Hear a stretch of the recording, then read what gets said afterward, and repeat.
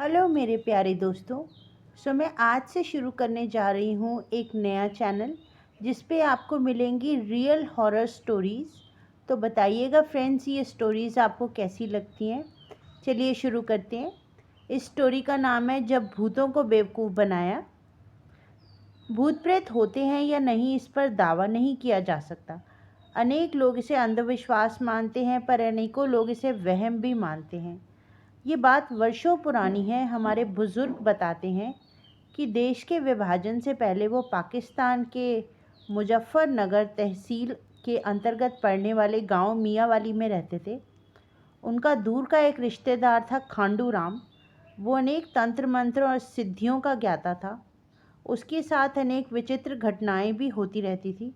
बुजुर्गों के अनुसार उसके अनेक प्रकार के भूतों प्रेतों से दुश्मनी पाल रखी थी।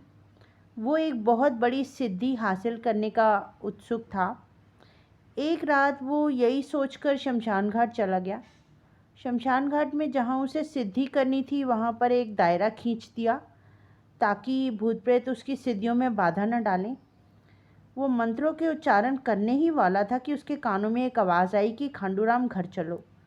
खांडू ने इस आवाज़ की तरफ ध्यान नहीं दिया। कुछ देर बाद उसके कानों में फिर वही आवाज़ आई। खांडू ने फिर ध्यान नहीं दिया। कुछ देर बाद फिर वही आवाज़ आई।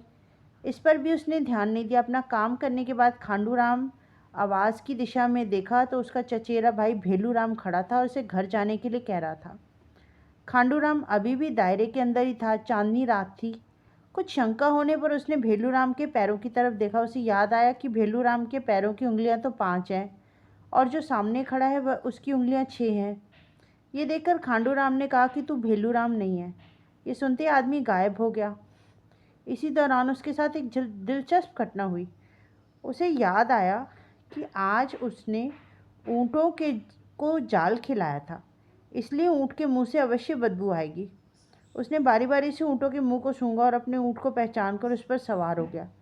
जब ऊँट चलने लगा तो आवाज़ आई कि आज तू चालाकी से बच गया, नहीं तो तेरा खात्मा तय था। खांडूराम घर पहुंचते बीमार पड़ गया और अब कभी ठीक नहीं हुआ और एक दिन उसकी मौत हो गई। फ्रेंड्स, बताइएगा ये स्टोरीज़ आपको कैसी लगती हैं। मैं रोज़ एक स्टोरी आपके लिए डालूँगी। Bye bye.